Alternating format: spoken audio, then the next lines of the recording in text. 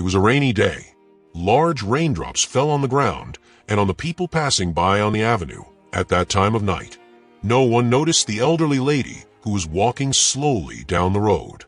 The drops fell on her wrinkled cheeks and her worn clothes. The old coat had carefully sewn patches, and the outdated boots were about to fall apart. On her head, a large, inconspicuous scarf. In the elderly woman's hands was a piece of paper that she constantly looked at while observing her surroundings. It seems to be here. Yes, the same house number. I finally made it. She sighed with relief. She stopped in front of an elegant restaurant. People dressed in expensive clothes drove expensive cars and entered with expressions of satisfaction.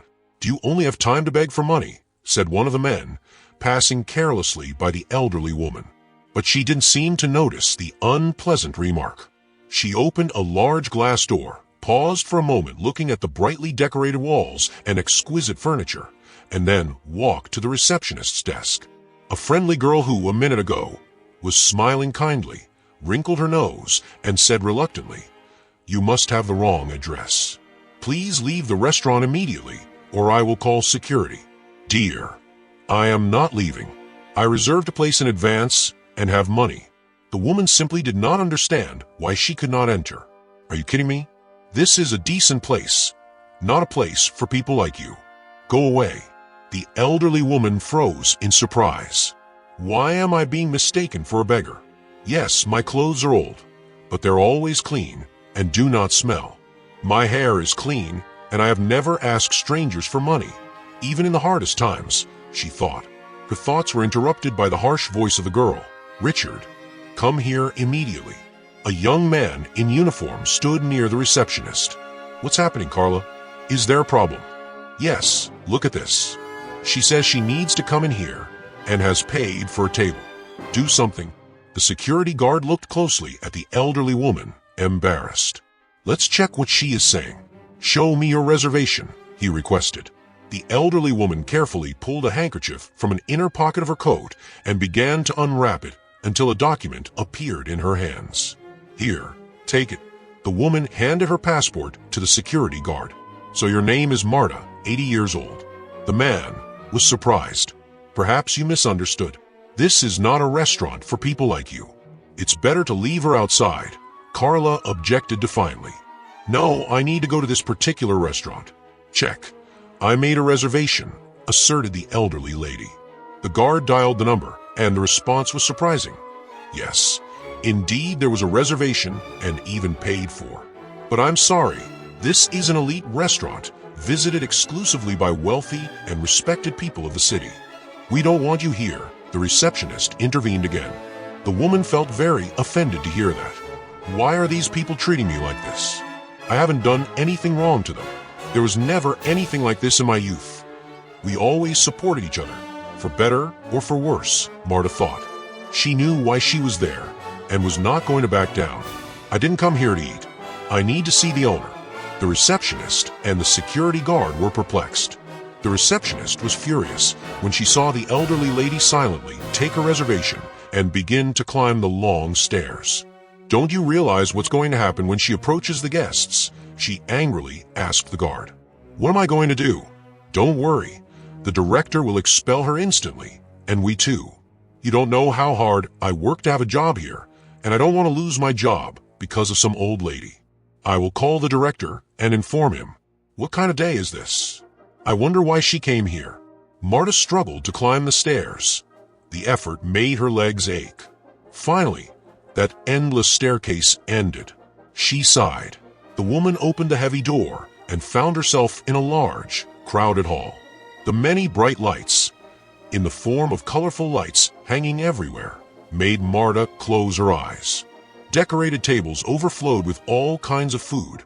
Waiters with gold trays passed by, and in the chairs, men in expensive suits and women in evening gowns. Marta felt uncomfortable, but not a minute passed before she caught the contemptuous look of a man whose index finger pointed directly at her. "What is this? This is not a homeless shelter." "Hey, waiter, aren't you listening to me?" "Yes, of course. I will inform the supervisor. We'll handle this. Don't worry." The waiter hurried off. "That's right. This homeless person has a lot of courage. Now they're coming into the restaurant. Aren't the guards watching this? Said the lady in the shiny dress. Marta closed her eyes, horrified. She had never experienced such humiliation. She wanted to hide. Another girl joined in to speak and pointed a finger at the lady. Under the influence of alcohol, she didn't hold back her emotions. Isn't it a bit late for a granny to go to the restaurant? At this age, you should already be thinking about eternal rest. Would you like to come to the table with us? Just please, don't sit near me. I'm allergic to the kind of smell of someone living on the streets. The woman's loud, narcissistic laugh echoed through the restaurant. The elderly woman tried not to cry in the face of such injustice. What's wrong with me? Yes, I'm old, but that's no reason to mock and shame me in public. They themselves will grow old and infirm. How can they not understand that? When I was young, there was no such thing. We always respected our elders, no matter how much money they had in the purse. Marta asked herself, but couldn't say anything out loud. Unfortunately, the mocking of the elderly continued. Shouts were heard from all sides. I didn't pay this money to see a homeless person. Why should we endure such misery? What is the director doing? I'm closing this restaurant. The waiters hid in corners and whispered to each other. Many felt sorry for the elderly woman, but no one dared to oppose the drunken crowd. These people like to come here to have fun, more importantly, to show everyone their status. It was prestigious to work in such a place, and the owner wasn't stingy, paid generously. No one wanted to lose such a prestigious place.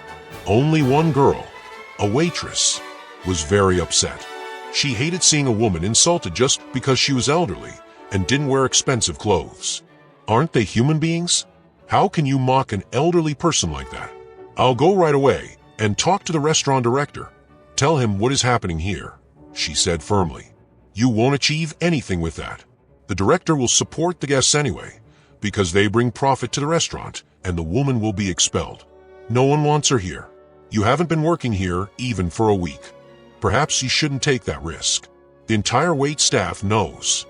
There are more expensive things in life than money, but you don't seem to know them. With these words, the girl left the room. The situation became completely unbearable. A man staggered to Marta, Grandius, and said, "Well, why don't you sing or dance for our guests here? Come on, come on." And the man clapped loudly. His stupid idea was supported by the others, and the audience laughed loudly. Marta couldn't stand the humiliation any longer. Her heart ached, tears rolled down her cheeks, her legs began to tremble, and she walked toward the exit.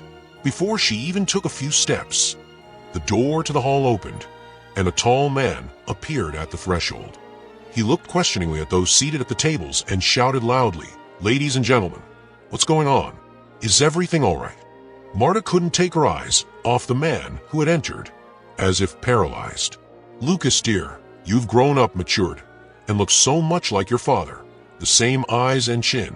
Tears welled up again in the elderly woman's eyes, but now with such great sudden joy that, for a moment, Marta even forgot the pain and humiliation she had suffered. But the man walked past her. He was more interested in calming his guests, the regular visitors. "Lucas, everything is all right as always, except for one of the men who pointed a finger at Marta. Well, why is she here? You have to admit she doesn't belong here. Yes. Take her out. Don't embarrass and ruin our night." The remaining audience supported this. "Of course, it's just a misunderstanding, and we will resolve it now. As compensation, dessert will be on the house tonight. No one will disturb your rest anymore, gentlemen. And you, come with me." He turned to Marta. He didn't recognize me. Lucas was just a kid back then. So many years have passed, a whole lifetime. He may have forgotten, the elderly woman thought as she silently wiped a tear. "Are you listening to me?" Lucas asked again, thinking about how to correctly handle the conflict. "Yes, yes." The woman stirred, awakening from her memories. Barely closing the door to the hall, the man said, "Hello, my name is Lucas, and I am the manager of this restaurant. It has come to my attention that the guests behaved inappropriately with you. Forgive them. They simply weren't expecting your presence at all. I will compensate you. I know you paid for the table. You will receive double the amount. Not only will you be able to eat, but you can also buy something for yourself." Lucas, of course, noticed the elderly woman's worn clothes. No wonder she had been mistaken for a homeless beggar. And what do people like her want? Money. The more, the better. But how did she get money for a table? It is expensive, even for a working individual. And most importantly, why? In any case, it didn't matter. Lucas decided he had no intention of dealing further with this strange stranger. "Let me show you the exit. Downstairs," Lucas said, pointing to the stairs. Marta couldn't believe what she was hearing. It was her Lucas. Yes, now a grown, solid man. But to her, he was still a child, and yet he was expelling her. Shame. The insults and humiliations from the restaurant guests were nothing compared to what Lucas said. "No, I won't leave until I speak with him. He must know the truth." In her thoughts, she didn't notice when Lucas had already pulled out his wallet and was counting money. "Here, take it. It's all I can do for you." At that moment, it seemed the woman's heart would burst into pieces, but she found strength to say, "Lucas, I won't take the money. Please let me stay and talk with you." Lucas felt he was losing patience.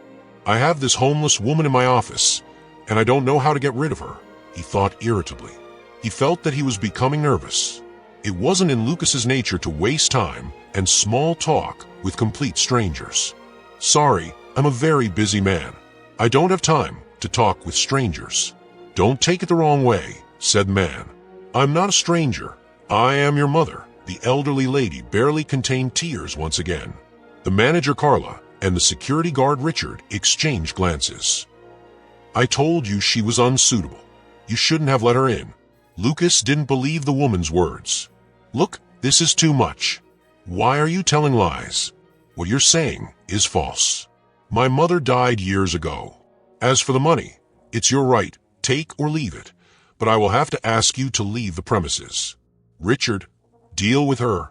After a few moments, Lucas disappeared from sight. "What are you standing around for? Come on, come on," Richard ordered. The elderly woman could hardly stand. She was shocked by Lucas' words. The security guard closed the door behind her.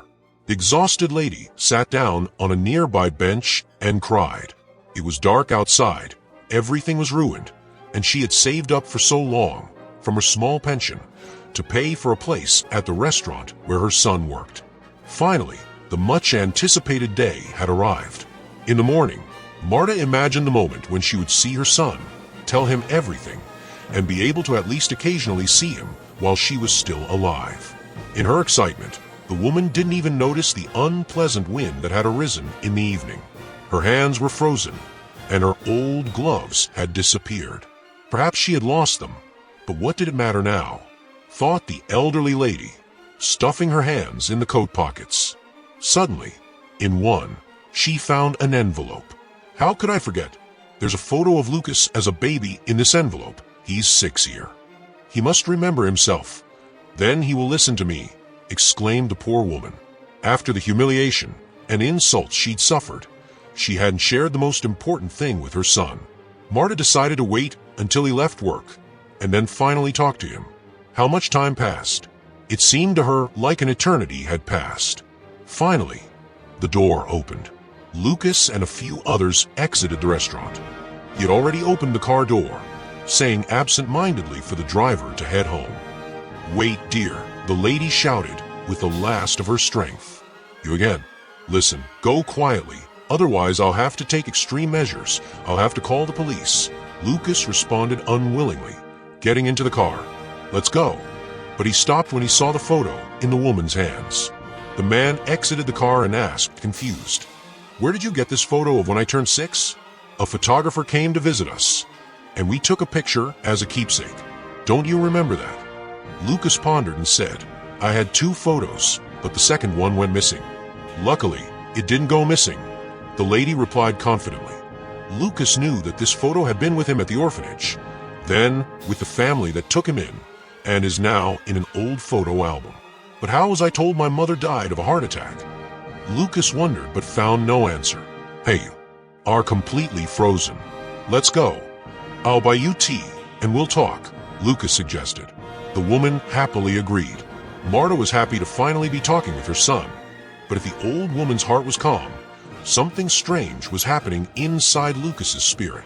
Emotions dominated him, mixed feelings of joy having found his mother, and anger she had abandoned him. Lucas was lucky to have an adoptive family. His foster parents gave him everything: a home, a good education and upbringing, but they were very strict in their demands. Lucas longed for parental love. Things could have been different with his biological mother. Could have been, but weren't. Why did you abandon me? And now you're suddenly trying to find me. It's too late to change anything, he said. Son, listen to me. I'll tell you everything. Just please, don't interrupt. I was born into a large family. My mother had 7 children. I was the eldest. My father died. Younger siblings grew up, started their own families, and moved out. I stayed in my parents' house without a husband, without children, without a stable family. This pleased my mother, and I suffered living my life for nothing. But one day, everything changed. Daniel came to town, and I fell in love with him immediately. My mother reluctantly accepted. She had nowhere else to go. But my joy was short-lived. Daniel drowned. It was very painful for me. I was dying from sadness. But the troubles didn't end there. My mother died of a heart attack, and I was left alone. It seemed like life had no meaning anymore, but I received good news. About you, my son, I discovered I was pregnant. You were the best thing that ever happened to me. I took care of you. I loved you. I wanted to be the best mother possible. Caring and loving, a gift of fate, said the lady. What are you talking about? Why did you betray me by placing me in an orphanage? You know, I don't remember your care, but I remember very well the terrible years I spent in the orphanage. If you came seeking forgiveness for that, don't expect me to give it to you. Not even your advanced age will help, Lucas said with resentment in his voice. The light in Marta's soul didn't last long. She hoped so much that the photo she brought would help improve her relationship with her son, but sadly not. Wait, son, I will explain everything, the woman began, but Lucas abruptly cut in. I don't need your explanations. I don't believe you anyway, the man said. So many years had passed since then, and he himself would soon turn 60, but the memory of his childhood never faded. He remembered how every Sunday at the orphanage, he hoped his mother would come to take him home, but that didn't happen. Instead of his mother, there was a foster family. Marta didn't know how to apologize to her son for that. She always remembered the day when she took little Lucas to the orphanage. He looked at her with tear-filled eyes, begging not to be left in someone else's house, but the woman had no choice. She herself was heading to a strange place called a hospital and possibly forever. Son, trust me, I had no other choice. My heart problems started long ago. At first, it was discomfort, then severe pain and attacks. If only I had gone to doctors on time. When I did, it was already too late. The doctor said only an operation could save me, and the chances of survival were slim. Even if I survived, I would have to spend a long time in the hospital. Son, forgive me. I was scared. I had no one to leave you with. I begged my siblings to take you, and while I was in the hospital, my relatives visited me, but they all had children and excused themselves by saying they already had too many mouths to feed. I thought I was leaving you for a time while I was in the hospital. It turned out to be forever, but suddenly a miracle happened. The operation was successful, and I left the hospital a month and a half later. I went straight to the orphanage to fetch you, but what I feared most happened. You had already been given to adoptive parents. I begged, terrified, for the address of that family, but the orphanage director refused. From that moment on, life lost all meaning for me. I kept dreaming that one day I would have you back, no matter what. Today was the best day of all. My dreams have come true. I saw you. Lucas stared at the woman's face for a long time, trying to remember his mother's features, but he couldn't. He had no pictures of her, and time had erased her face from his memory. The woman spoke so sincerely about her life that the man found himself thinking her words didn't seem false to him. It might have been a fairy tale, but he believed it. And how did you find me after all these years? Lucas asked. I will tell you, son. About a year ago, in the park. I met a woman I had worked with a long time ago. Her daughter is the founder of a charity that helps place children in adoptive homes. That probably isn't the right thing to do, but she did some research about the family that raised you. Then, she helped me find you. Son, how successful and intelligent you are. I will be proud of you. Marta, of course, understood that her son might not be able to forgive her, not call her mother. Betrayal doesn't disappear, but maybe one day he would understand and forgive her, and that forgiveness would be the best reward she could receive. The prolonged pause was broken by Lucas. How are you living now? How is your health? It's just that you look. Lucas was confused, not knowing how to say, just looking like a homeless person. Many people have already told me that today.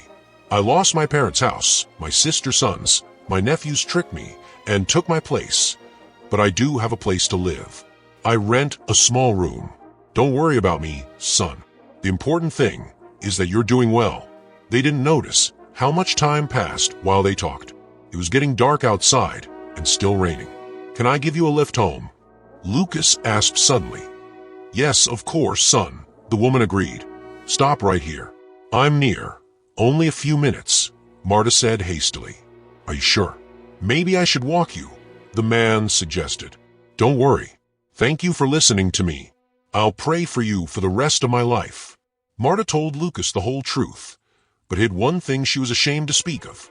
She lived on the street for a long time, and then a man in the yard of the house where she liked to sit on the bench took pity on her. He was the janitor. He had a small room on the street where, besides cleaning tools, a small sofa and a chair could fit. It was there where Marta lived now. She found herself on the sofa, her legs and head aching a lot, but she was happier than she had been in years. That night, she had the best dream of her life, one where she was with her son. A few days later, Lucas appeared at her door. How did you find me? The surprised woman asked. You found me. Now it's my turn, Lucas replied, smiling. Come with me, Lucas suggested. Wherever it is, I'll introduce you to my wife and grandchildren. You have 3 of them. Marta was very happy. Then Lucas handed her a key. I have a small apartment. No one has lived there for a long time, and now you're going to live there. Marta almost lost hope, but happiness found her anyway, found and warmed like the warm summer sun. This happiness was given by her son, who was able to understand and forgive.